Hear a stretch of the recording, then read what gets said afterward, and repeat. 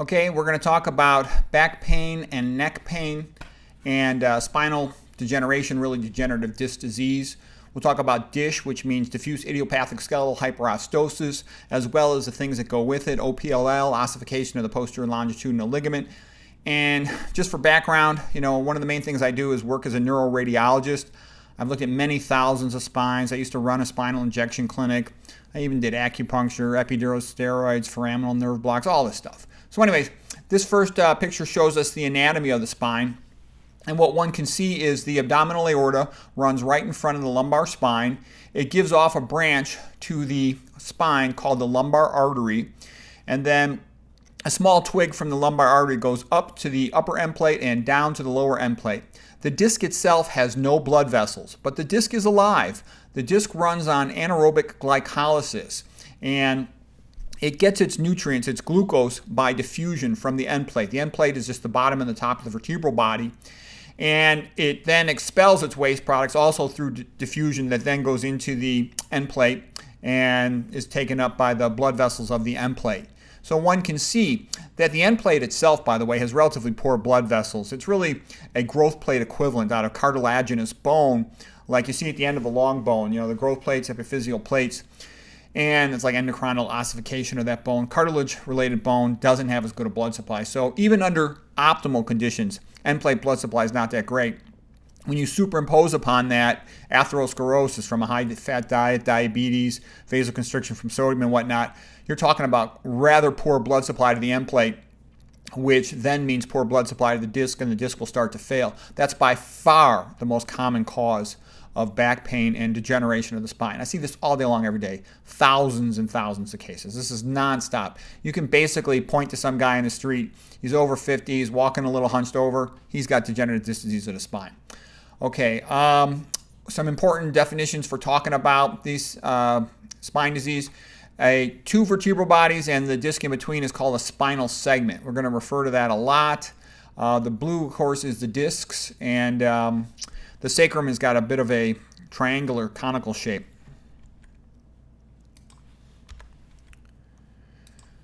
Okay, so some of the key points in this talk. Everybody knows that heart disease means a lack of blood flow to the heart because you've got atherosclerosis in the coronary arteries. That's the most common cause of death in America. And a lot of people know that it's the same disease most of the time that causes impotence in men. And impotence in men, super common. Remember the rule of decades? 40% at 40, 50% at 50, 60% at 60, 70% at 70. Okay, well, brain doctors, the ones that are really good, they know that most of the reason people become demented is because of lack of blood supply to the brain. Yeah, sure, there's all this other stuff about oxidative stress and beta amyloid and all that, but you know what? I look at brains all day long. It's mostly because they got atherosclerosis to the blood vessels in the brain or supplying the brain. All right, but now we're getting into more rare territory, things that very few people know, including very few doctors know. Most of the reason people go blind, it's still atherosclerosis or hypertension or diabetes. These are all forms of vascular disease. And it's the same reason why people have hearing loss. These things are uncommon in countries where they don't eat the standard American diet, all this fat and whatnot. And here's something almost no one knows, is that most back pain is also caused due to atherosclerosis of the artery supplying the spine. And you would think, it's the same problem everywhere. Atherosclerosis is a systemic disease. It affects every artery in your brain. And that's why I'm saying is if you got atherosclerosis in one spot, it doesn't just mean you've got one blockage in an artery in your heart. It means that you have atherosclerosis everywhere in your body, every single artery in your body, including your brain. And so you really want to try to minimize the risk factors, minimize progression of it, and reverse it to the extent that you can, because it just causes progressive destruction of your tissue and accelerated aging. And the good news is it's pretty easy to prevent it and reverse it. You just have to know what to do. Okay, so standard American diet, the usual meat, dairy, oils, processed food. And another thing I would point out to you is I look at CAT scans all the time of the head, the neck, the chest, the abdomen, the spine. And what you see in older people in this country is everything is all calcified. It's pretty routine that I see diffuse extensive calcification of the thoracic aorta, the abdominal aorta, the coronaries, and then this gets into other arteries too, the arteries to the brain, the carotids, arteries to the Johnson, the pudendals. When I look at brain CT scans of the brain, I see calcifications in the basal ganglia, the motor centers of the brain. I see them in the choroid plexus, part of the blood-brain barrier filtration system. I see them in the hippocampus memory center of the brain. I see them throughout the spine. That's what we're going to talk about. That's what all this DISH OPLL stuff is calcifications and bridging osteophytes, bone spurs in the spine.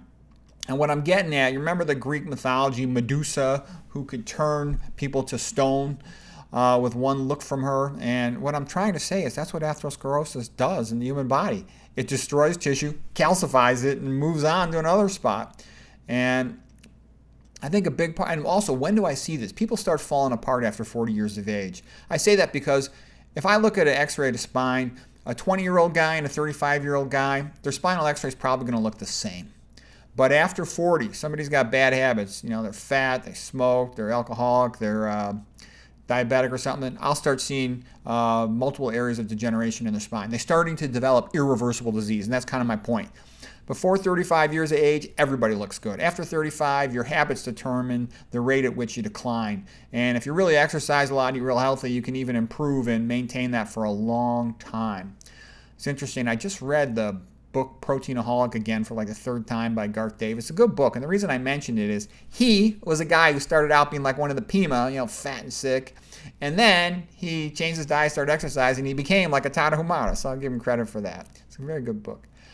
All right. When patients have back pain or neck pain, they often go to a doctor to get an MRI. I'm going to talk a little bit about the terminology on an MRI so you'll be able to make sense of all that. They're often getting pain meds, steroid injections, or surgery. And there's a role for all that stuff. Some of the times that can help a lot. It can cool things off till the body starts to recover. But what I'm also saying here is I see lots of fat people and lots of sick people, lots of people with back pain, and they've got this obsessive attitude, I just need to get surgery. I just need to get surgery. And what I'm trying to say is, unless you improve the blood flow to your spine is screwed, okay? It cannot heal and it cannot improve unless you improve the blood flow. Surgery can help. Steroids, epidural steroids, stuff that can temporize the pain for a while and get your mind off the pain and let the body heal. But you got to do your role as the individual to improve blood supply to the spine, and that comes from diet and lifestyle. And exercise really helps a lot too. We're going to talk about that in just a sec. And the smart thing to do is just learn how to avoid all this stuff. Okay, getting back to this, again, the abdominal aorta is right here, and you'll form atherosclerosis on the posterior wall of this aorta. And then that will start to stenose and block the lumbar artery, which just means decreased blood supply to the vertebral body, and especially these end plates. And then the disc gets decreased blood supply, and it starts to fail. Another reason why you want to walk a lot is walking increases nitric oxide in the muscles around the spine and within the vertebral bodies, and it gets more blood supply to the bones and to the disc. It has a milking action as the bones and the disc move relative to each other to get the nutrients in and get the waste products out of the disc. So walking is very good for the spine, because people sometimes say, oh, your back hurts, you should just stay in bed all day. No, you got to keep moving. Moving is a big sign of life, and it gets blood flow to the spine. Sometimes you might have to lay down for a little while, but keep moving. That'll get more blood supply to the spine for all this chronic back pain stuff. When the disc starts to fail, what happens is you get cracks in the outer layer of this. We'll see a better picture of it in a moment, but the outer layer of the disc is called the annulus fibrosus. The center is called the nucleus pulposus. And the annulus fibrosus around the periphery, it's like a steel-belted radial tire, and it keeps the soft jelly donut, like a filled jelly donut, in place. And that's for supporting compressive force, for moving and for carrying your body weight around or carrying an object around. But when that disc becomes ischemic, annulus fibrosis fails, and then the nucleus pulposus starts to leak in all directions and eventually becomes dried out, and it can no longer do its job so well. Okay, and then the spine's got lots of proprioceptors. It senses the abnormal motion, and then the spine takes actions to compensate for that, which we'll see. Leads to what I would call spine failure. Okay, a couple points about the physiology of a disc. First of all, we talked about the upper and lower end plates having poor blood supply because they're growth plate equivalents, cartilaginous bone, endocrinal ossification, and all that. Then we talked about the disc having no blood vessels functioning based on diffusion from the end plates, running on anaerobic glycolysis. The disc is alive. It's got hydrated glycosaminoglycan, simply meaning that it gives it much more ability to resist compressive loading, weight bearing, and movement compared to a dried out disc. That's why a young guy is stronger. He's got a healthy spine, healthy discs, okay, healthy core. All right, abdominal aortic atherosclerosis is worse on the posterior surface, blocks up those lumbar arteries. Once they're blocked, you get drop in blood supply to the spine. End plate ischemia, that's also the spot where you'll see infections begin in that end plate because it has poor blood flow. and you'll start getting erosions into it, disc herniations into it, called Smorl's nodes. It's the lack of blood supply. Ischemia just means lack of blood supply, super common word in medicine, and that causes failure of the annulus fibrosus. And then the disc also starts to lose height. When the disc loses height, that means the foramen loses height. The foramen is what the nerve exits through, so that can also compress the nerve and cause pain. When the disc fails, the annulus fibrosus fails posteriorly, you can get a herniation of the disc, and that disc herniates. It can then push on the dural sac, which surrounds the nerve roots, or a nerve root itself. The disc is innervated too. Just a crack in the disc can be painful because there's a sinovertebral nerve that goes to the disc.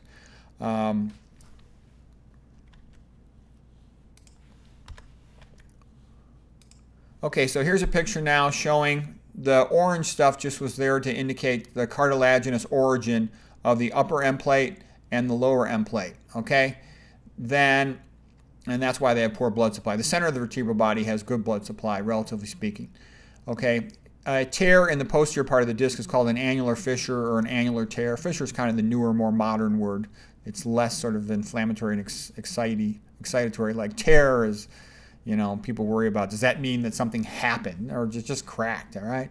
Anyways, we'll see these on MRI. They'll be high signal, hyperintense on T2 sequences. This is a typical sagittal MRI appearance of the spine. Here's the nucleus pulposus in the center. That's what we meant by a jelly donut filling in the center. And then these concentric fibers going around the outer part of the disc are called the annulus fibrosus. And they're like a steel-belted radial tire to keep the nucleus pulposus, the softer material, in place. When you get a crack in the annulus fibrosus, nucleus pulposus starts to leak posteriorly, and it can start bulging out, kind of like squeezing toothpaste out of a tube, and press on things, nerve roots and the dural sac, and cause pain.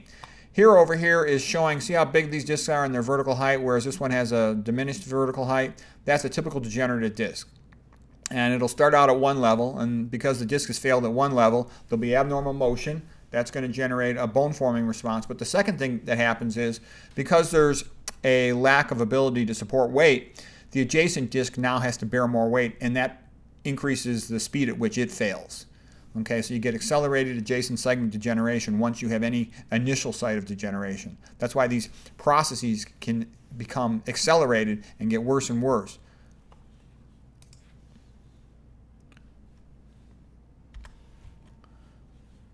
Okay, let's just real quick talk about what can treatment do. A person can take pain medicines that'll take the edge off the pain for a while. They can take steroids that'll decrease the inflammation and the pain. They can have a steroid injection, again, to cool off the pain for a while. For some of them, they're really in a lot of pain, and it's hard to walk or do anything. However, again, if you want things to heal and rapidly improve, you got to improve blood supply. Surgery can decompress things. Sometimes, especially in the cervical spine, I'll see compression of the spinal cord. It's uncommon, but it does happen, and surgery is very helpful in that situation. Patient could end up quadriplegic if they don't. Surgery can also fuse the segment. If there's abnormal motion of the vertebral body relative to each other, surgery can put a posterior pedicle screw in there and fuse it. They can also fuse a segment through the vertebral body, put something in the disc space, and that's called an interbody fusion, for example. Not uncommonly in the cervical spine, you see your ACDF, anterior cervical discectomy and fusion. And they can restore height to the disc space. That'll increase the height of the foramen, and that sometimes can be helpful. Okay, but the point I'm making, like with the big lesson to learn from this, just like everything else in your body depends on blood flow, your spine depends on blood flow. You want to have a nice, happy life with a strong back, a strong backbone, maintain good blood supply. Poor blood flow leads to progressive degenerative disc disease. It's often abbreviated DDD. Okay, so now we're getting to bony compensation and what the spine does. When these discs fail, see how they've got diminished height in this picture at all these levels? This is multi-level degenerative disc disease, and there's going to be abnormal motion of these vertebrae relative to each other because the disc cannot hold them in place. It cannot do its job. Normally, there's something called Sharpie fibers that attach the disc to the vertebral bodies and prevent abnormal motion. And you got to remember, the spine is real important. It protects your central nervous system. So it's got lots of proprioceptors to sense abnormal motion. And so when it senses abnormal motion, it says, emergency over here, start laying down calcification. So it lays down calcification, and it produces these giant bone spurs. Bone spurs are called osteophytes. That's the radiology term for them. And then the other term is DISH. DISH means diffuse idiopathic skeletal hyperostosis. You'll also see DISH in some books referred to as Forestier's disease, but we always call it all day long, we call it DISH. Okay, so what happens is initially one level will fail, and then the osteophyte will form. Another level will fail, osteophyte will form. And this process will work its way all the way up to the top of the spine, all the way up to the skull base, okay? And how common is this? I see this all day long, every day. It's so common, it's not even funny. And I can also tell you, well, can you look this up in the standard textbooks? Let me tell you something about the standard textbook of spine. They stink, okay? They're so far out of date. You'll see things in there that are comical.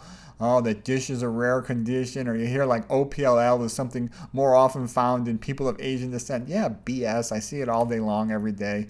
All right, so anyways, and it's easy to explain all this stuff from a traction mechanism. So the mechanism is the disc fails, abnormal motion, and then the spine fixes itself by fusing the segment with an anterior bridging osteophyte.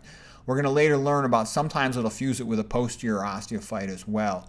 And so you want to improve blood supply, the sooner the better, because this process is going to march its way all the way up to your skull, and your entire spine will be fused and stiff. Okay, you don't want that. Okay, so like I was saying, DISH is super common. It's an increased association with obesity, diabetes, hypertension, high-fat diet. And they've done research on graveyards, and what they found in Europe, they had to dig up a bunch of graveyards for construction purposes. And so they looked at the bodies, and in the bodies where aristocrats were buried, rich people who could, afford to eat meat on a routine basis, drink beer in large quantities on a daily basis, they had tons of DISH, all right? But then where the poor people are, the peasants, eating turnips and stuff, almost hardly any DISH. And they've repeated that experience, not only in the graveyards of Europe, they've repeated that experiment with mummies, found the same thing. And they've also repeated it with indigenous populations from North America and stuff. They find the same thing. So basically, people eating a rich diet, fat people, they got a lot more DISH. Other persons, not so much. Okay, then we're going to talk about ossification of the posterior longitudinal ligament. It'll make more sense once you see a picture of it. DISH is associated with interbody fusion. So interbody fusion just means fusion between the vertebral bodies. The vertebral bodies are called the bodies sometime in the spine. DISH leads to autofusion of the entire spine. So it just begins at one level in the lumbar spine, and it'll work its way up entire spine. And, I had seen articles and heard people mention the ischemic causative component of lumbar spine DISH, but I figured out it's everything. It's not that lumbar spine ischemic disease isn't just the beginning of a little bit of degenerative disc disease. It's the beginning of all degenerative disc disease in the spine, and it also can easily explain OPLL in the cervical spine. When we look at a picture, it'll make more sense. And basically, the entire spine fuses from top to bottom, and the person's all stiff. This is a typical old guy walking around with a cane or a walker, and then he asks his doctor, oh, can I please get a motor scooter? And they give him a motor scooter, and then he's dead in 6 months, okay? People need to walk around and move, okay? That's a very bad sign if a person's back hurts so much and they're so stiff and weak, they no longer walk. You got to move to get your lymphatic flow. That flow of the lymphatic material, the chyle, that's all part of good health. We're made to walk around all day looking for food and extended family groups and whatnot, all right? That's what we're made for. We're not made for this modern stuff, eating fat all day and sitting in a chair watching TV or something. Okay, once the spine's all stiff and fused, like a normal young person, if you fall down, you put your hands out, you catch yourself, it's a little bit embarrassing, but you're okay. When some of these old people fall with these stiff autofused spines, they have fracture, their spine snaps like a piece of chalk. That's what those fractures are called in the spine. You can see plenty of scientific articles on that. Chalk stick fractures in DISH patients, okay? Ankylosing spondylitis is very similar. It's almost the same thing. I actually believe there's a second type of ankylosing spondylitis. You'll hear about ankylosing spondylitis as an autoimmune disease in young adults, especially men, so-called HLA B27, MHC type disease. But you know what? I see it in old people all day long, every day. The equivalent findings virtually, okay? Maybe not quite as extensive, but essentially about the same thing. And it's just from ischemia and degenerative disc disease and a high-fat diet. Okay, let's see. So that's the money on that. All right, so now here's getting into the more advanced stuff. All right, so when the spine fails at one level, as we spoke about, then it'll form the DISH osteophyte, then it'll fail at the next level, DISH osteophyte, and this process will work its way all up and down the spine, all the way to the top of the spine at the skull. In addition, you can see this abdominal aorta has all these big calcifications on the posterior wall. That's from atherosclerosis, and it goes all the way up and down the spine.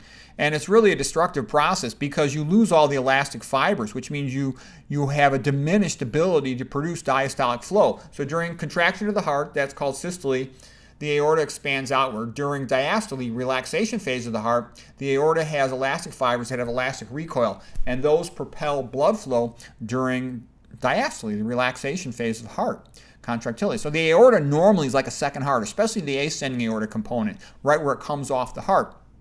And once it's all calcified, forget about it. It doesn't have hardly any elastic ability to generate diastolic flow. And that's why a young person is going to have a narrow pulse pressure. Let's say there's something like 100/70. So that's 30 millimeters mercury difference between systole and diastole. An old person, they might have a blood pressure something like 170/100. That's a 70 millimeters mercury difference between systolic and diastolic pressures.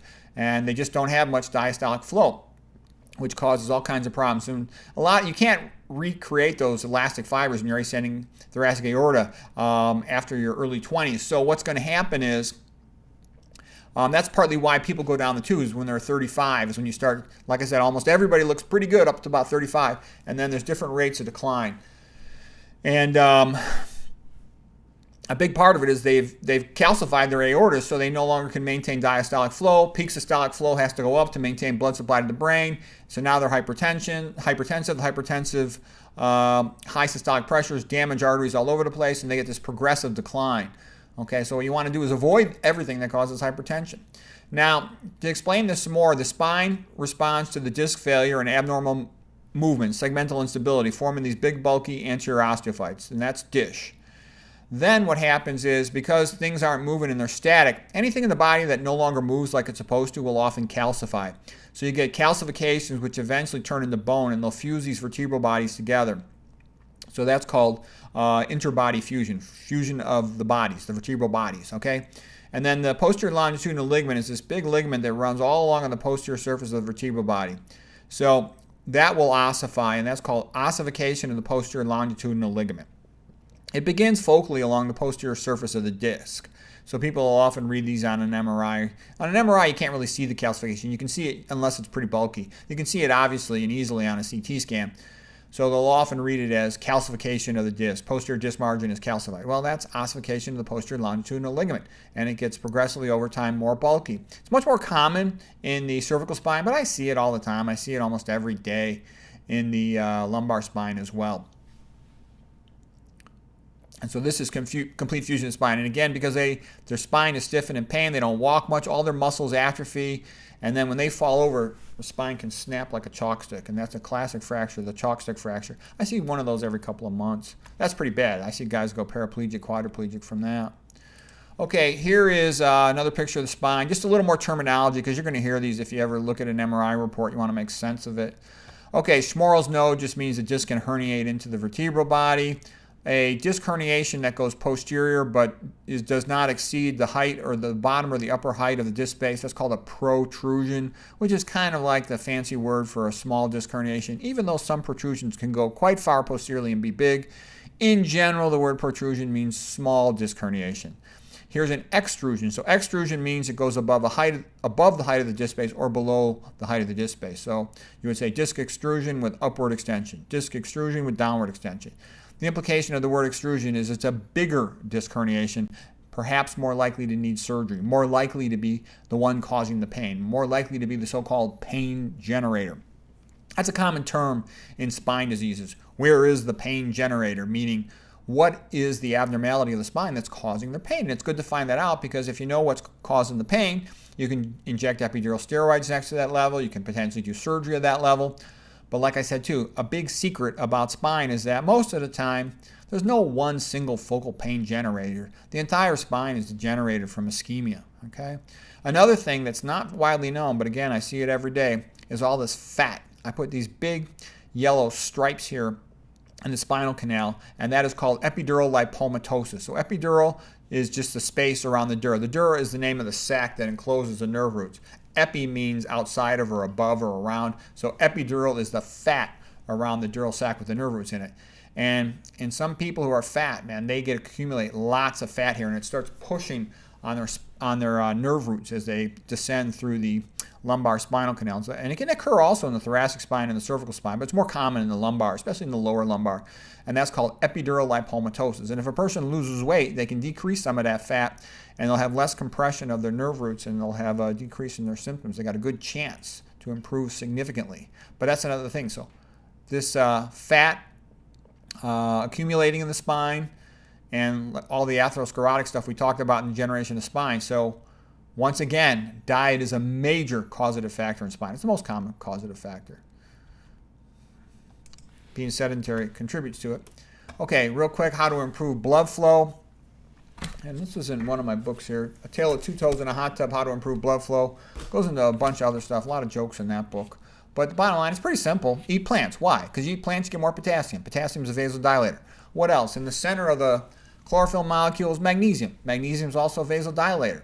So right there, you got two vasodilators. Now, processed foods is the opposite. Processed foods full of sodium. Sodium is a vasoconstrictor, inhibits endothelial nitric oxide, so it's going to narrow your blood supply to anything. It's going to diminish your blood supply to anything. Okay, plants, eat those leafy greens. You get the nitrates from things like arugula and other salads, and those also increase blood supply. Go out in the sun. Sunshine generates a lot of nitric oxide. You got skin precursors to nitric oxide that are activated in sunshine, and that'll get your blood flowing. It also increases your vitamin D3, the active one. That's the one that really matters, is vitamin D3, the active form. The 25-hydroxy vitamin D, calcidiol, that's not as important. It's the calcitriol, the D3 vitamin that really matters. Because a lot of people have been concerned about that. And what I'm trying to say is, even if you don't have that much, we'll talk about that some other time, but get some sunshine. It's really good for your spine health as well as everything else. Plants are low fat, other than nuts, seeds, and avocados, which in my opinion, I think those impair blood flow.